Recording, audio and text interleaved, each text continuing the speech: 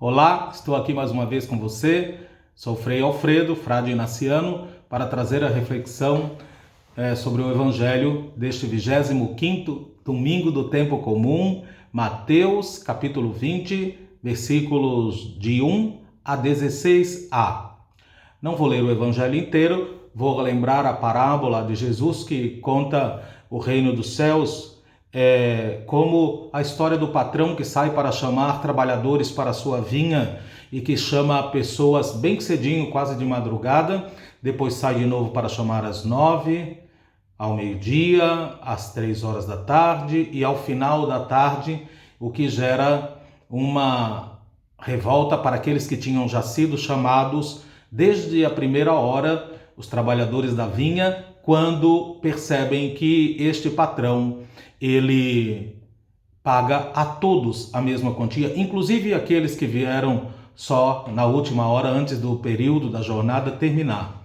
Pois bem, Jesus está sempre dizendo aos seus discípulos, e aqui ele fala para os seus discípulos, que há um perigo muito grande na compreensão do relacionamento com Deus. O perigo é que se pode pensar que Deus é aquele Deus que quase todas as religiões pregam, mas que não é o Deus de Jesus, o Deus que dá prêmio para os bons e castiga os maus. Jesus diz que não. Em Deus não há meritocracia. Deus, aquele que Jesus traz o rosto para nós, é aquele Deus que faz chover sobre os bons e sobre os maus, sobre os justos e sobre os injustos. É esse Deus de Jesus que é apresentado neste Evangelho. E então, com tanta mão de obra disponível, esse patrão conseguia todos os empregados, os trabalhadores que precisava para as necessidades do trabalho daquele dia. Mas, para surpresa de todos, ele, às 9 horas da manhã, sai de novo, procurando outros trabalhadores que estão desocupados na praça.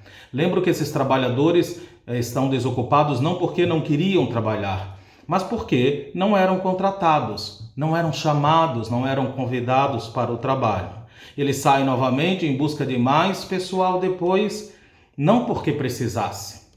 A questão principal aqui é esta: esses homens que estão na praça, eles é que precisam trabalhar para comer.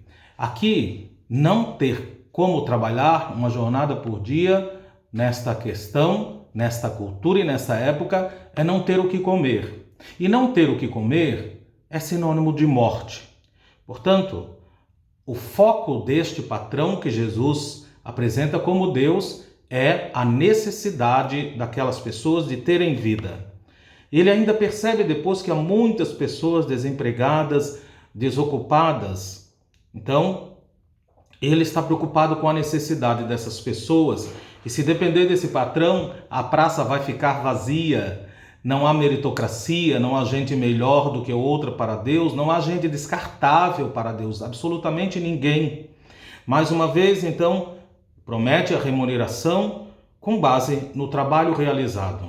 Aí então, depois ao meio-dia, contrata outros, 3 horas como já disse, e depois mais adiante ainda.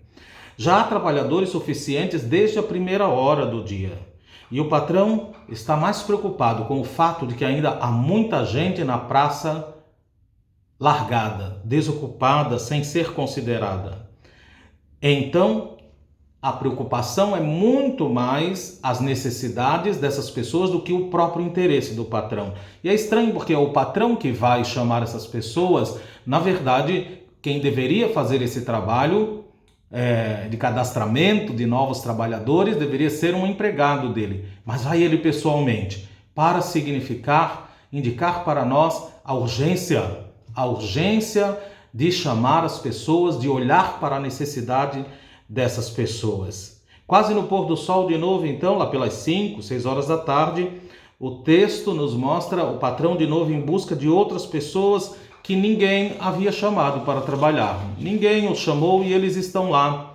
Não tem importância, parece. O que eles sofrem, o que eles passam, a vida deles ameaçada com a fome, parece que não importa muita gente. Então, imaginem vocês, Faltava apenas 1 hora para o final do trabalho, do dia útil. Ninguém os contrataria mais. Quem que vai contratar alguém faltando 1 hora para terminar a jornada de trabalho? E eles então não teriam que comer. Mas se ninguém havia pensado neles, na necessidade deles, no perigo e na urgência deles poderem sobreviver, o proprietário da vinha pensa neles e chama-os também para trabalhar. E interessante, a esses últimos não combinou com eles o que receberiam. Eles não vão trabalhar nem sequer 1 hora. Então, até um pedaço de pão, não é verdade? Bastaria para eles. A praça já está deserta, não tem mais ninguém na praça. Nenhum trabalhador está ali à espera de ser contratado, de que sejam chamados, não é? Para trabalhar na vinha. A vinha já está lotada de trabalhadores.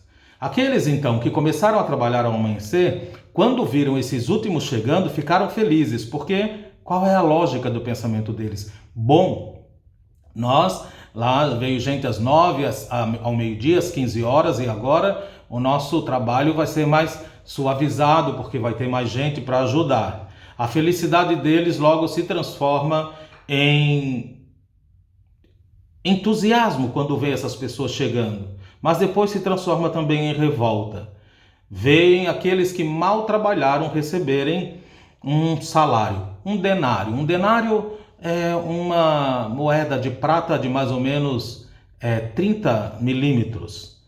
Na visão deles, esse patrão que está dando, inclusive para os últimos, a moeda de prata que tinha sido combinada para eles, está dando um presente, um agrado. Então vocês imaginem, se aqueles que trabalharam só 1 hora ganharam um denário, uma moeda de prata, que era o pagamento da jornada de um dia de trabalho, imagine então quem trabalhou o dia inteiro, quem está lá na vinha do patrão desde o nascer do sol, suportando o peso, o calor daquele dia. Então, a cabeça deles é que eles vão receber muito mais. Quando eles mesmos são pagos com aquela quantia que tinha sido combinado, um denário, então todo aquele entusiasmo se transforma em decepção, desilusão, frustração, porque eles estavam certos, queriam receber mais, e aí dizem que o patrão é injusto. O senhor da vinha é injusto? Ele tinha combinado 1 moeda para cada um, pela jornada de trabalho. Como que você paga a mesma coisa para eles, sendo que trabalharam apenas poucas horas e nós que trabalhamos o dia inteiro? Mas o patrão não tirou nada deles, não havia tirado nada deles, não foi injusto com eles, não tirou nada do salário daquilo que tinha combinado daqueles que trabalharam desde o pôr do sol. Então, aliás, desde o nascer do sol. Mas ele quis pagar ao mesmo para aqueles que chegaram por último. Então, quando Jesus conta que o patrão perguntou: quero dar o mesmo para eles que chegaram depois, ou estás com inveja porque estou sendo bom? Ser bom. Aqui há uma grande indicação de quem é o Deus de Jesus. O Deus de Jesus é bom. Estou sendo bom. Jesus descreve o Pai nessa atitude do dono da vinha. Pois bem, Deus então não é um patrão severo, não é esse Deus que Jesus mostra, mas é um Senhor generoso, que paga os homens de acordo não com seus méritos, mas de acordo com aquilo que eles precisam. A necessidade é o foco desse amor de Deus. Então, é um amor que não é oferecido em prêmio, mas como dom, como presente, como só Deus sabe fazer. Pois bem, meus irmãos e irmãs, o que motiva a ação desse Deus é a necessidade do ser humano. E se algum desses comportamentos parecerem injusto a alguém, é porque essa pessoa é invejosa. A inveja toma conta dela. E aqui o sentido inveja é ter um olhar maligno. Parece mesmo que a inveja, esse sentimento tão pequeno, que é um olhar maligno, um olhar de avareza, O olhar de inveja é isso, o olhar de quem pensa só em si e faz tudo para a sua própria conveniência. Essas pessoas nunca entenderão a ação de um Deus que não busca o próprio interesse, como não entende também a ação das pessoas que não buscam seus próprios interesses. Pois bem, esta parábola de Jesus não tem lógica. Ela ultrapassa a lógica da justiça humana. Porque neste momento, inclusive, em que nós vivemos da pandemia, que tanta gente se sente ameaçada com o seu sustento, o seu trabalho, as dificuldades, todas as transformações que esse tempo que estamos vivendo comporta, como é que nós podemos pensar dessa forma? Muitos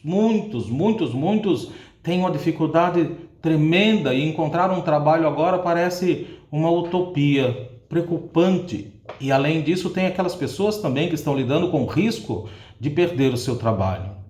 E Jesus então vem com esta parábola para apresentar uma palavra luminosa, uma palavra que brilha para além dos direitos, das reivindicações, para além da lei. A palavra é bondade. Estou sendo bom.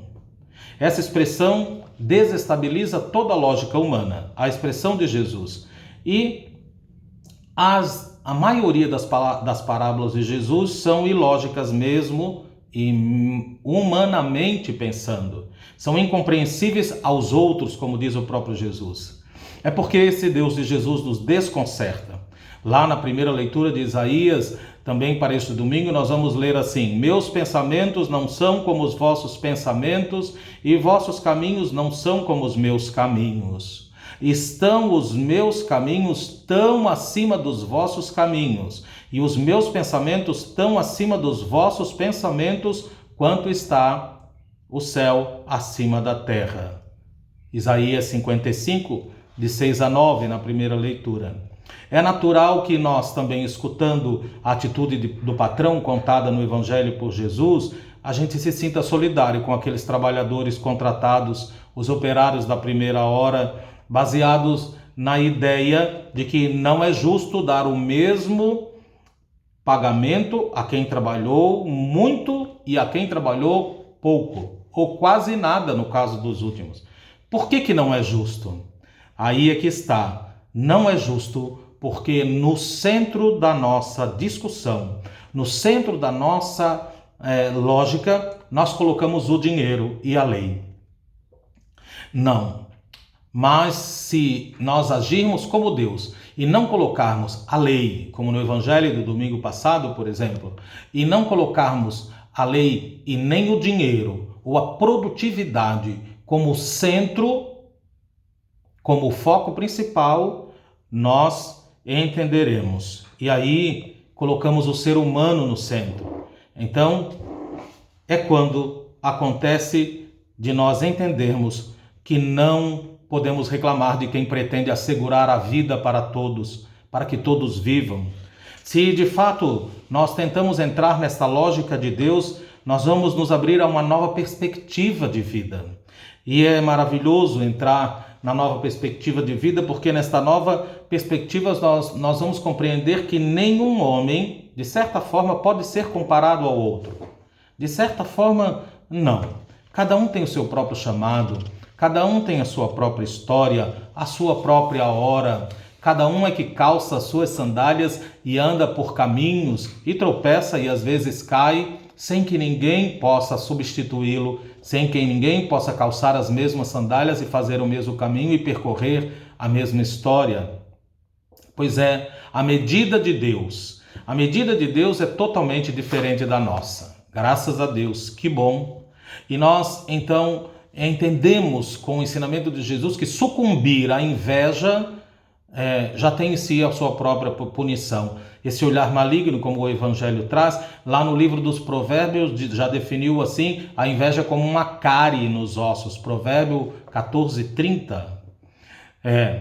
Quando o patrão pergunta na boca de Jesus: tu estás sendo invejoso, estás olhando de uma forma maligna, avarenta, tacanha.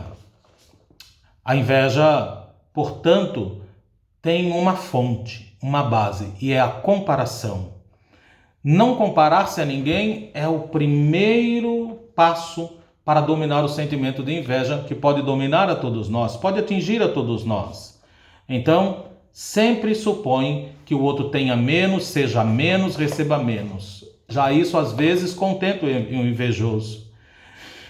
Se nós, meus irmãos e irmãs,